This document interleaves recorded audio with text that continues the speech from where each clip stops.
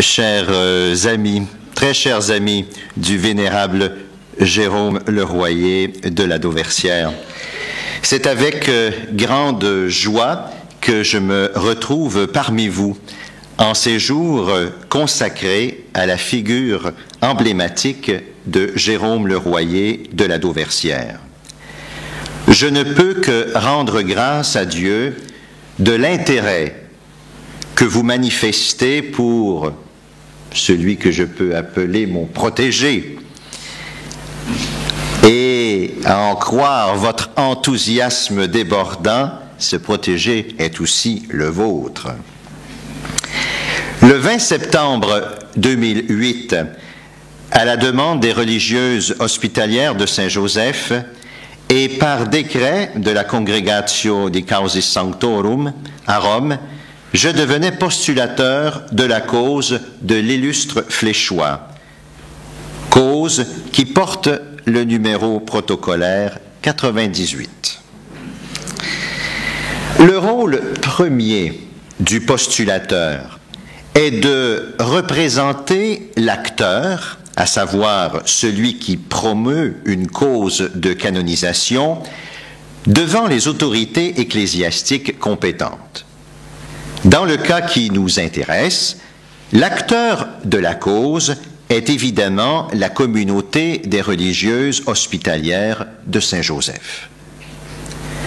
Avant de soumettre une cause, l'acteur doit s'assurer du sérieux de celle-ci, doit s'engager à la suivre jusqu'à sa conclusion et doit assumer la responsabilité financière des procédures, aussi bien en phase diocésaine que romaine.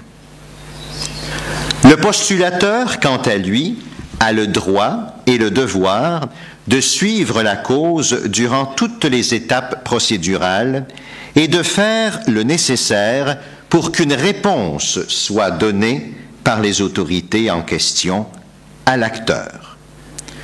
On pourrait dire, en utilisant le langage juridique, que le rôle du postulateur est double: défendre les intérêts de l'acteur et collaborer avec les autorités ecclésiastiques diocésaines ou romaines aux procédures prévues par la loi dans un souci constant de la recherche de la vérité.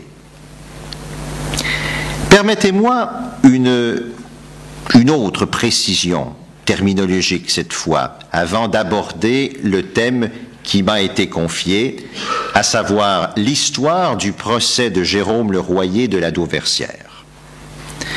Selon la législation en vigueur, avant l'intervention de Pie X en 1913, le titre de vénérable ou celui plus large de vénérable serviteur de Dieu était attribué au sujet en examen par le Saint-Siège après la publication du décret d'introduction de sa cause de canonisation.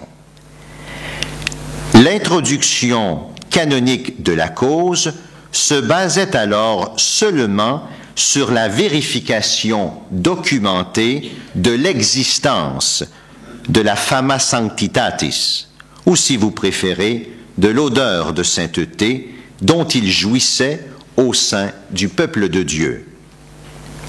Après 1913, le titre de vénérable ou de vénérable serviteur de Dieu est accordé uniquement après la promulgation du décret sur l'héroïcité des vertus.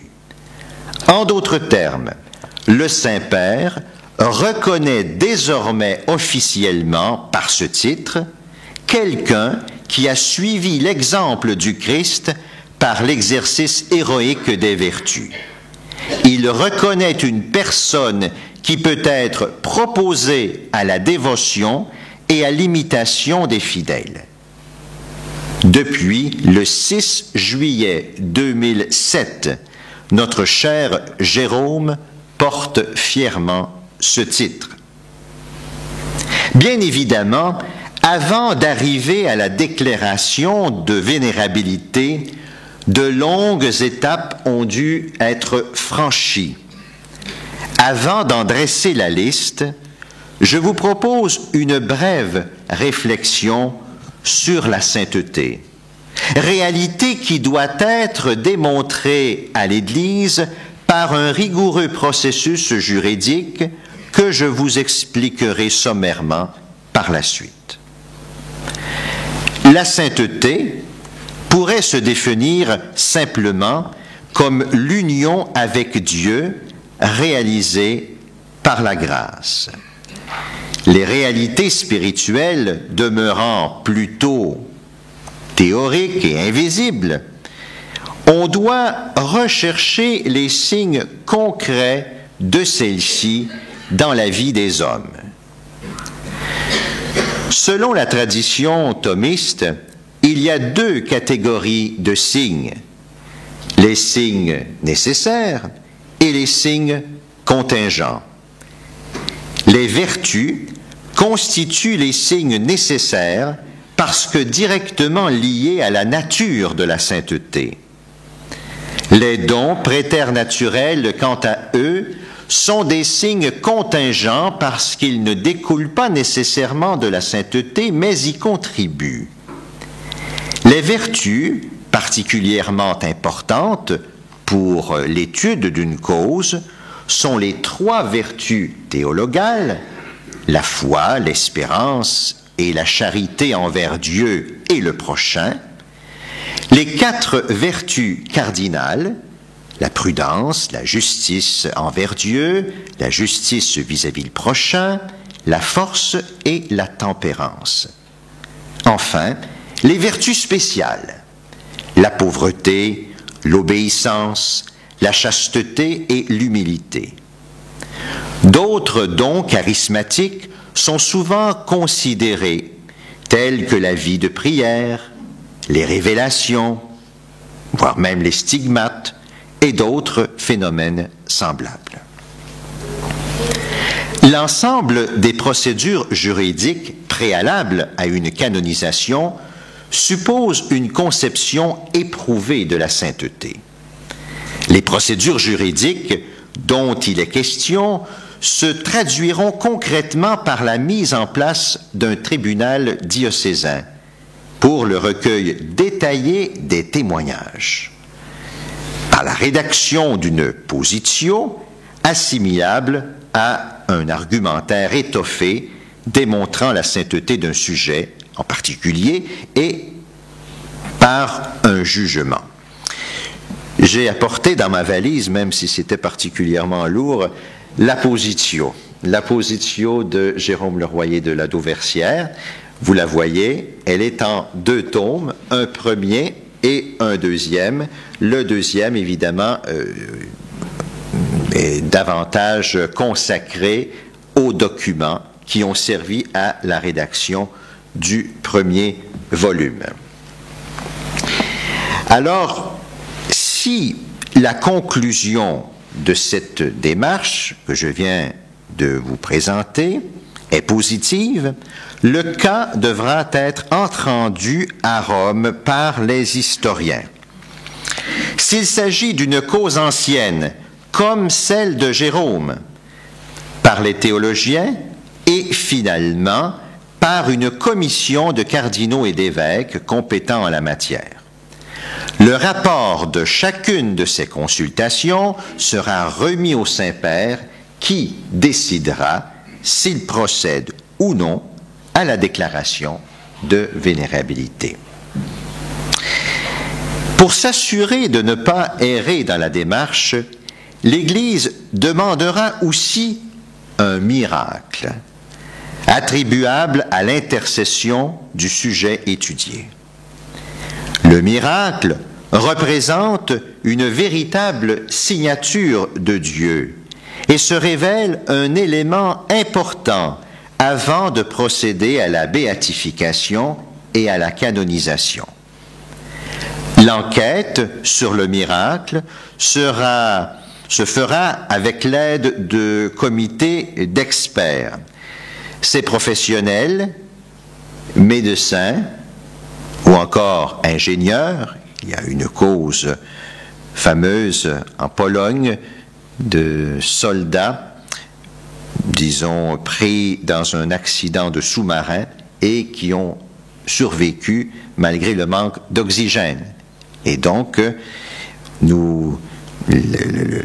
la Congrégation pour la cause des saints a demandé l'avis d'un comité d'experts, donc d'ingénieurs et toutes sortes de spécialistes de ce genre. Alors évidemment, la plupart des miracles sont des miracles liés à une maladie ou à la guérison d'une maladie, mais je vous mentionne cela pour vous dire qu'il y a aussi d'autres sortes de prodiges. Bien que, encore là, la principale catégorie des miracles à ce jour, reconnue par l'Église catholique, est encore des miracles de guérison. Je vous entends déjà dire, existe-t-il des exceptions à l'iter précédemment décrit? La réponse est oui. On parle alors de canonisation équipolante. Il convient de s'y attarder un peu afin de bien comprendre l'esprit de cette exception prévue par la loi. Pour parvenir à la canonisation équipolante, il est nécessaire que le candidat ait été déjà béatifié par un processus formel ou par une béatification équipolante. L'exception a été codifiée par le pape Benoît XV. Ce dernier précise que pour procéder à une canonisation de ce type, 3 critères doivent être nécessairement observés. Le premier, le candidat doit être l'objet d'un culte antique. Le deuxième, les historiens dignes de confiance doivent avoir témoigné constamment des vertus héroïques du candidat. Et le troisième, la réputation de prodige accompli de façon ininterrompue par l'intercession du candidat. Si ces critères sont démontrés de manière satisfaisante, le Saint-Père, par son autorité, peut procéder à la canonisation équipolante. Ainsi, la récitation de l'office divin et la messe en l'honneur du serviteur de Dieu sera rendue possible dans le monde entier. C'est mon petit côté Saint-Anselme, cela. Certes, il s'agit d'une procédure exceptionnelle que le pape utilise pour étendre le culte public du serviteur de Dieu à l'Église universelle. Par exemple, Paul VI a utilisé ce mode de canonisation en 1971 pour le grand théologien du XVIe siècle, Jean d'Avila. Benoît XVI pour la religieuse d'exception que fut Hildegarde von Bingen, et le pape François pour Angèle de Foligno, Pierre Favre et en avril 2014 pour François de Laval, Giuseppe de Anchieta et Marie de l'Incarnation. Pour l'Église canadienne, ce mode de canonisation équipolante a été bien reçu, n'est-ce pas, puisque François de Laval et Marie de l'Incarnation ont été canonisés de la sorte. Et j'en profite pour faire une petite parenthèse ici, que nos 14 saints canadiens, je les ai bien comptés, puisque pour le 125e anniversaire du collège, grâce à des amis de la Flèche, que je salue et que je remercie, nous avons produit une magnifique fresque qui orne les murs de notre chapelle. Et cette fresque était prévue d'abord pour 12 saints. Et le cardinal de Québec, qui avait été informé de la possibilité de canonisation équipolante, m'a dit, bien, oui, j'accepte fort bien d'aller bénir ces toiles, mais il va en manquer 2. Et donc, nous avons fait réaliser 2 autres toiles qui ornent aujourd'hui la chapelle, les murs de la chapelle du Collège pontifical canadien. Donc 14 saints pour le Canada. Maintenant, l'historique du procès de Jérôme Leroyer de la Dauversière. Qu'en est-il de ce procès aujourd'hui?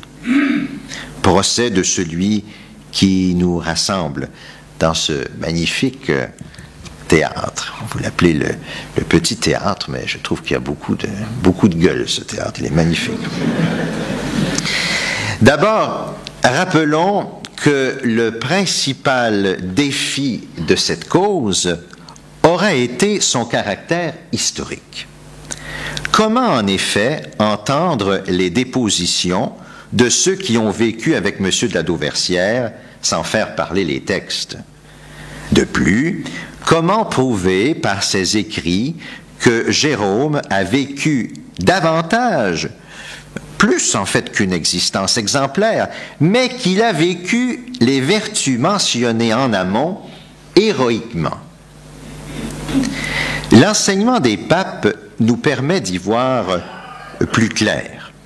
Benoît XIV, dans De Servorum Dei Beatificatione, note que la vertu héroïque, et c'est intéressant, se manifeste par des actes qui doivent être héroïques.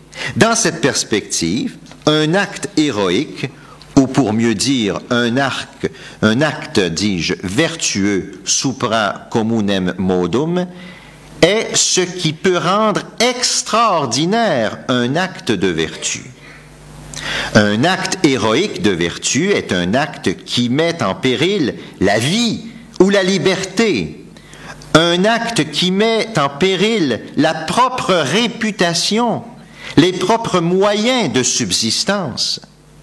Un acte qui demande un engagement extraordinaire.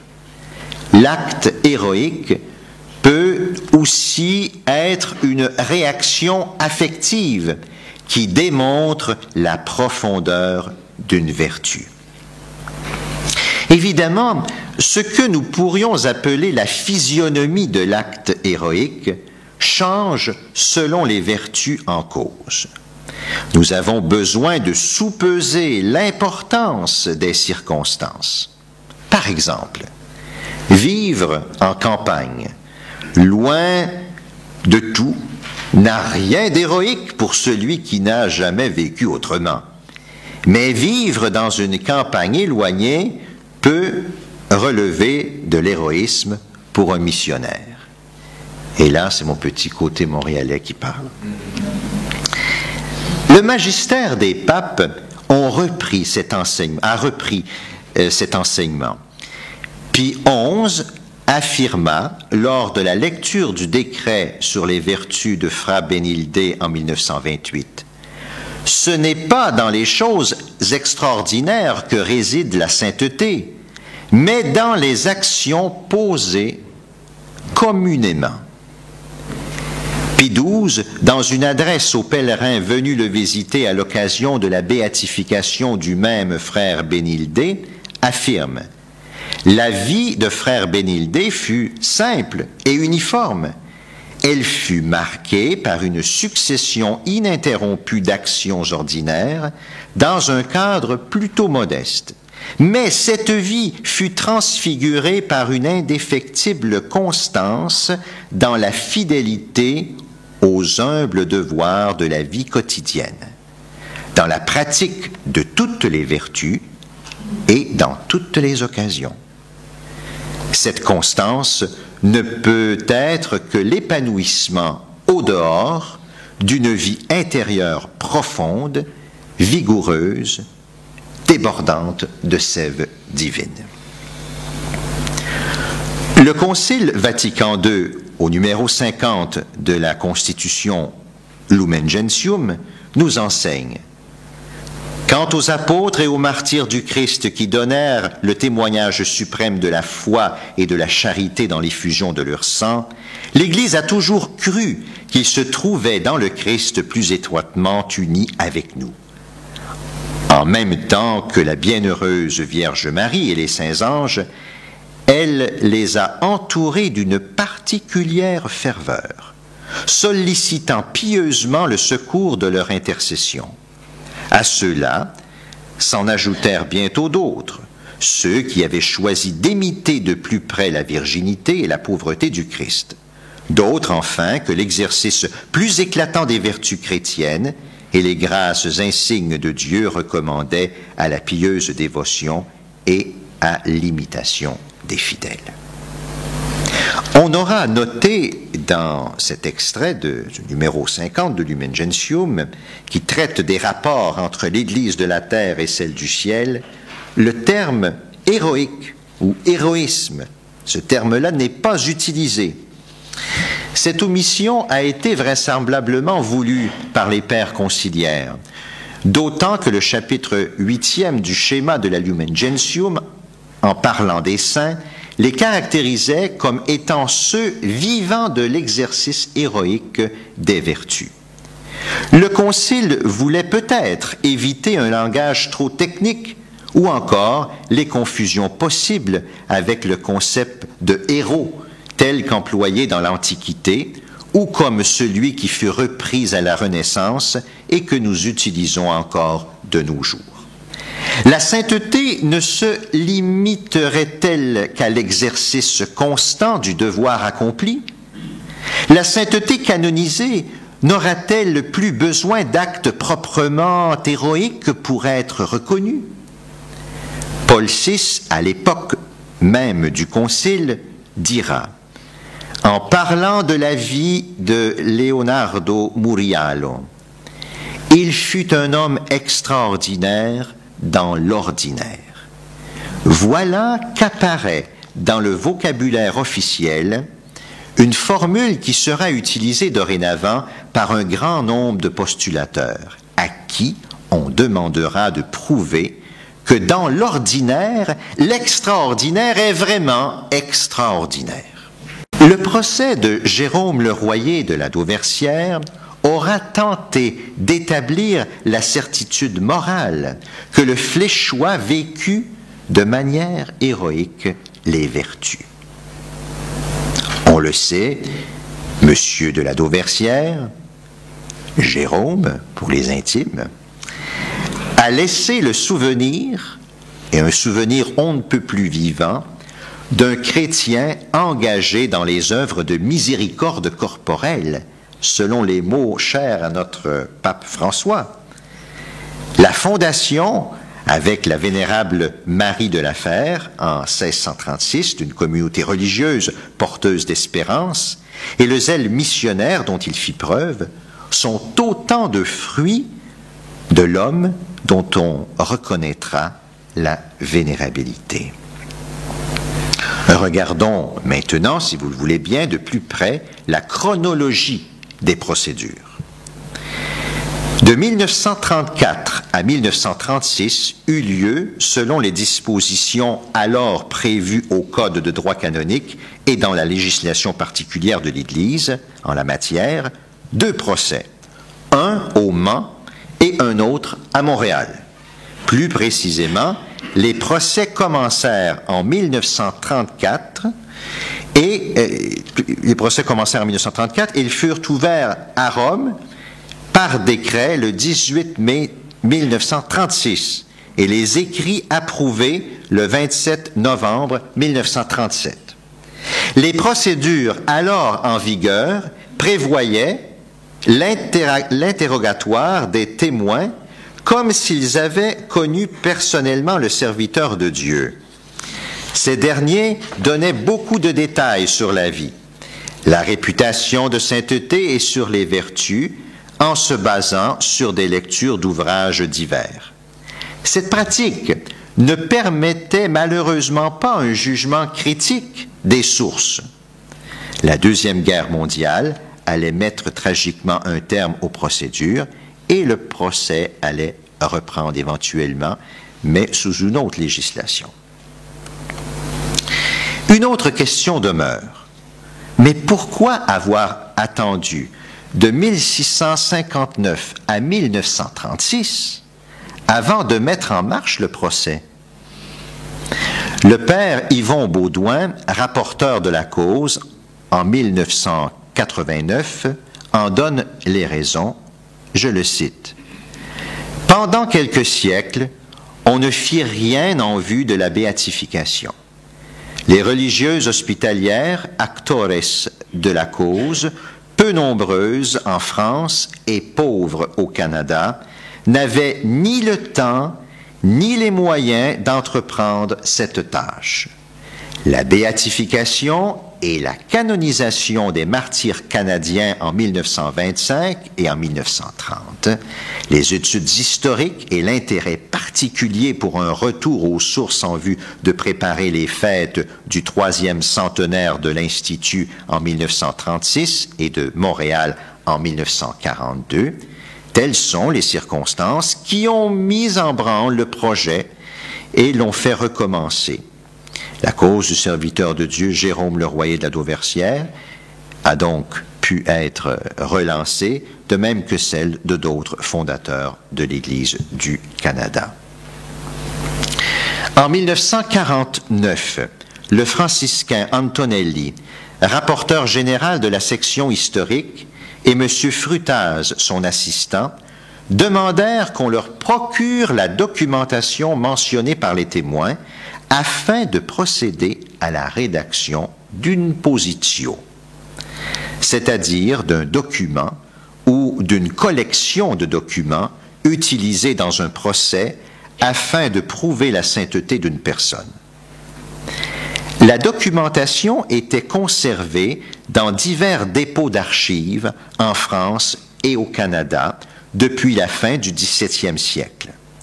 Sœur Maria Mondou et mademoiselle d'Aveluy recueillirent les écrits et M. Frutaz promit d'écrire la positio. Cependant, en raison d'une charge de travail trop lourde, ce n'est pas d'aujourd'hui les charges de travail trop lourdes, il ne produit rien durant 10 ans. C'est en 1962 que l'abbé Michel Delattre reprit le flambeau et poursuivit la recherche durant 2 ans. Il choisit 194 documents antérieurs à 1659, date du décès de M. de la Dauversière, et 101 autres allant de 1659 à 1966. La documentation fut soumise au père d'Aprobrutara, rapporteur général de l'Office historique, le 4 juillet 1970. Ce dernier signifia au postulateur d'alors, le père Mitry, Oblat, qu'il ne convenait pas de faire imprimer le dossier. Le franciscain n'avait pas trouvé une base historique suffisamment solide pour passer l'épreuve de la commission historique. Certes, l'abbé Delattre avait fait une recherche honnête, mais il n'avait pas su en tirer suffisamment profit. Et voilà que mon petit côté bénédictin Saint-Anselme me revient. Les recherches scientifiques de don Guy-Marie Houry, éminent spécialiste du XVIIe siècle en France et au Canada, relancèrent, heureusement, la cause. Le 17 octobre 1987, on lui confia la rédaction de la positio que je vous ai montrée tout à l'heure. Et le père Baudouin, canadien Oblat, en deviendra le relateur. La monographie finale, bien étoffée, est composée d'une introduction sur le cadre historique de la Flèche et de l'Anjou au XVIIe siècle, ainsi que de quelques données sur la Nouvelle-France. Suivre 15 chapitres. On me faisait la remarque qu'aujourd'hui, on demande les positions un peu moins longues à lire, n'est-ce pas? La position est assez longue à lire. Suivent donc 15 chapitres qui font état de la profonde spiritualité de Jérôme, de ses projets de fondation d'un hôtel-Dieu à Montréal, de ses amitiés, etc. Les sources étudiées sont peu loquaces sur l'enfance de Jérôme, mais une abondance de détails émerge quand vient le temps de scruter sa vie d'adulte. L'analyse des vertus ne se base pas tant, on le comprendra aisément, sur les affirmations ou citations des témoins oculaires, mais les documents trouvés auront permis d'avoir une idée précise de la façon dont le serviteur de Dieu vivait les vertus de façon héroïque. Ainsi, le 18 octobre 1991, la Congrégation pour la cause des saints reconnaissait la validité, juridique du procès. Le 28 septembre 1993, la position était soumise au jugement des consulteurs de la commission historique et en recevra un platchet unanime. Le 18 novembre 2015, la cause est jugée favorablement par la commission théologique. Le 5 juin 2007, à 10 heures, la commission des cardinaux et des évêques présidée par le cardinal Martins se prononce favorablement et à l'unanimité sur la cause. Le 6 juillet 2007, le pape Benoît XVI signe le décret de vénérabilité qui reconnaît que le serviteur de Dieu, Jérôme Le Royer de la Dauversière, a exercé de manière héroïque les vertus théologales, cardinales et connexes. À quand la béatification et la canonisation? Pour y arriver, au-delà des procédures, il faut bien sûr prier. Il faut demander l'intercession de Jérôme. Il convient, me semble-t-il, de lui confier nos projets, nos difficultés, nos limites, afin qu'il les présente à Dieu dans cet admirable échange spirituel basé sur la grande amitié qu'ont développé les saints avec le Dieu de Jésus-Christ. Le Seigneur répondra à son heure aux appels de ses enfants par un miracle, par un signe ou par une autre façon. Le survol théologico-juridique que nous venons ensemble de compléter vous aura, du moins j'ose l'espérer, ouvert à la beauté de la sainteté et à sa prise en considération sérieuse par l'Église. Que Jérôme Le Royer de la Dauversière, époux fidèle de Jeanne de Beaugé, père plein de tendresse, fondateur et missionnaire, soit notre modèle dans les efforts quotidiens que nous faisons pour rendre notre monde davantage ouvert au salut apporté par le Créateur. Merci de votre attention.